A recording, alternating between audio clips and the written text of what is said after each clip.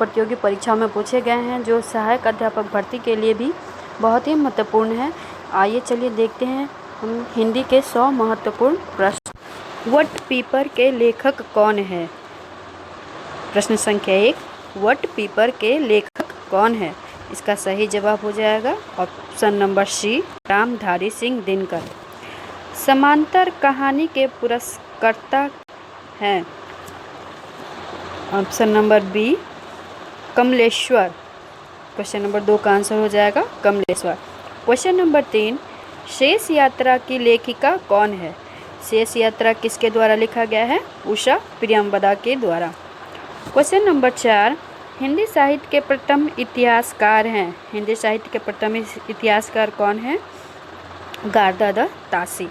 गारदादत्त ताशी ने हिंदी साहित्य के लिखने का प्रथम प्रयास किया था।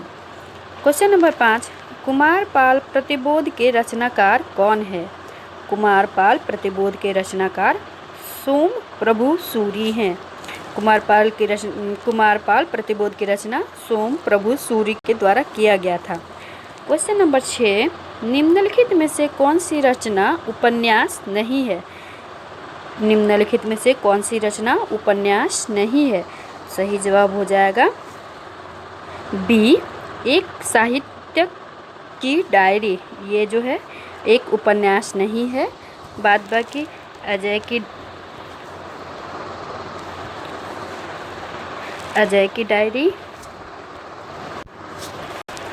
डायरी, पहला गिरमिटिया और जयवर्धन, ये तीनों क्या है? उपन्यास है। प्रश्न संख्या 7, इनमें से कौन से नागरिक प्रचारिणी सभा के संस्थापकों में नहीं है? रामनारायण मिश्र, श्याम सुंदर दास या फिर रामचंद्र शुक्ल या ठाकुर शिव कुमार सिंह। सही जवाब हो जाएगा सी, रामचंद्र शुक्ल नागरिक प्रचारिणी सभा के संस्थापकों में नहीं है। बाद बाकी ये तीनों जो हैं रामनारायण मिश्र, श्याम सुंदर दास और ठाकुर शिव कुमार सिंह नागरिक प्रचारिणी सभा के संस्थापक हैं। इनमें कौन वैष्णव भक्ति का आचार्य नहीं है? Option number A, Shankaracharya. Option number B, Ramanujacharya. Option number 3, Vallabhacharya. Option number D, Madhvacharya. सही जवाब हो जाएगा शंकराचार्य। शंकराचार्य वैष्णव भक्ति का आचार्य नहीं है। क्वेश्चन नंबर 9, जगनिक की रचना कही जाती है? जगनिक की रचना किसकी है? परमाल रासो का। जगनिक की रचना किसके द्वारा किया गया था? परमाल रासो के द्वारा। क्वेश्चन नंबर 10, झोपड़ी से राजभवन तक के लेखक कौन है? झोपड़ी से राजभवन तक के लेखक कौन है? सही जवाब हो जाएगा माता प्रसाद। माता प्रसाद ने झोपड़ी से राजभवन तक की रचना की है। क्वेश्चन नंबर 11, राम की शक्ति पूजा की यौगिक प्रक्रिया का स्रोत क्या है? राम की शक्ति पूजा की यौगिक प्रक्रिया का स्रोत नव वेदांत है। सही जवाब हो जाएगा सी। क्वेश्चन नंबर 12, इनमें से कौन तार सप्तक के कवि नहीं है? इनमें से कौन तार सप्तक के कवि नहीं है? Option number A, Bharat Bhushan Agrawal. B, Bhawani Prasad Mishra. C, Prabhakar Machwe. D, Giriraj Kumar Mathur. सही जवाब हो जाएगा option number B, Bhawani Prasad Mishra ये तार सप्तक के कवि नहीं है। बाद बाकी option number A, Bharat Bhushan Agrawal, Prabhakar Machwe और गिरिराज माथुर, ये तीनों जो हैं वो तार सप्तक के कवि हैं। क्वेश्चन नंबर 13, एक हथौड़ा वाला घर में और हुआ किसकी पंक्ति है? यह पंक्ति केदारनाथ अग्रवाल की है। एक हथौड़ा वाला घर में और हुआ, यह पंक्ति केदारनाथ की है। क्वेश्चन नंबर 14, प्रयोगवाद को बैठे ठाले का धंधा किसने कहा था? प्रयोगवाद को बैठे ठाले का धंधा किसने कहा था? तो ये कहा था नंद दुलारे वाजपेयी ने। किसने कहा था? नंद दुलारे वाजपेयी ने प्रयोगवाद को बैठे ठाले का धंधा कहा था। अगले जन्म मोहे बिटिया न कीजो की लेखिका कौन है? क्वेश्चन नंबर 15 अगले जन्म मोहे बिटिया न कीजो की लेखिका कुर्रतुल एन हैदर है। कौन है? सही जवाब हो जाएगा option number B, Qurratul Ain Hyder.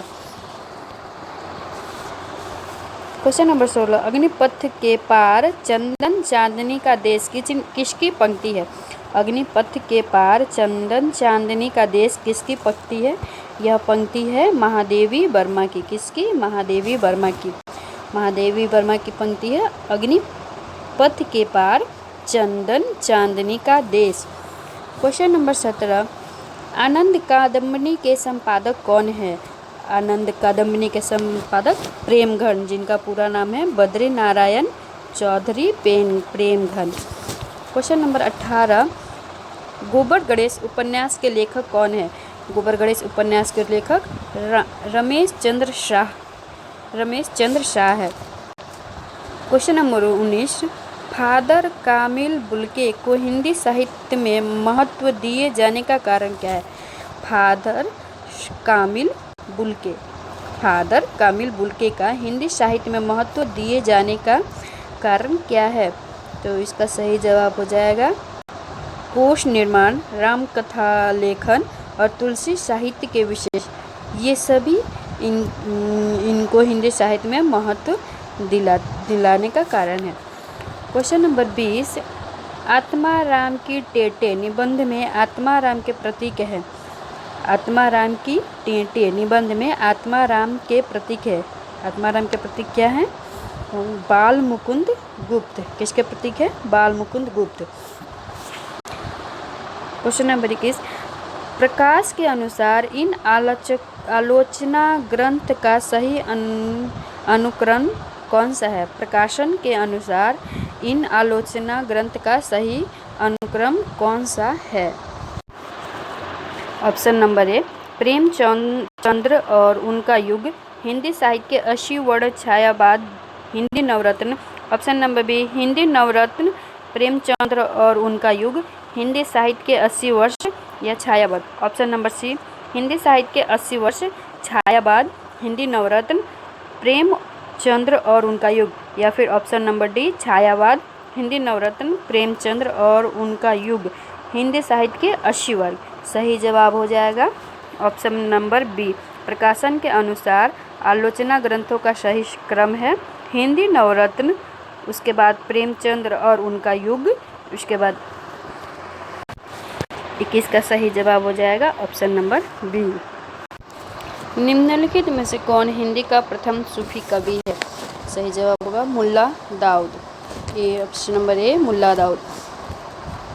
Question number 21 निम्नलिखित में से कौन सी रचना नंददास द्वारा रचित है?